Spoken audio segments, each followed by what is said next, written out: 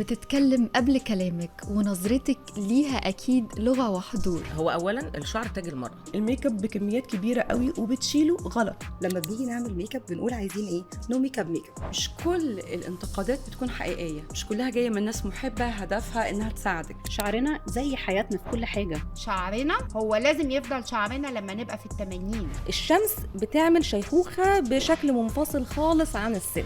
حتة من قلبنا بتقع مع كل شعراية بتقع. مش كل ترند ينفع لكل البنات. اشتغلي على نفسك وخليكي مختلفة، والناس هي اللي هتقلدها. دي مرايتي. احنا لازم نستخدم منتج طبي يقتل البكتيريا المسببة لريحة العرق. مش كل حاجة طبيعية هي آمنة للعين. هل الشيب مرتبط بالتساقط ولا الناس ربطهم ببعض؟ أنا لما بكبر الميلانوسايتس اللي بتطلع لنا ميلانين لون الشعراية دي برضو بتكبر. دي مرايتي، وبنفكرك دايما إن العناية الحقيقية ممكن ترجعنا أصغر وتخلينا واثقين في نفسنا أكتر.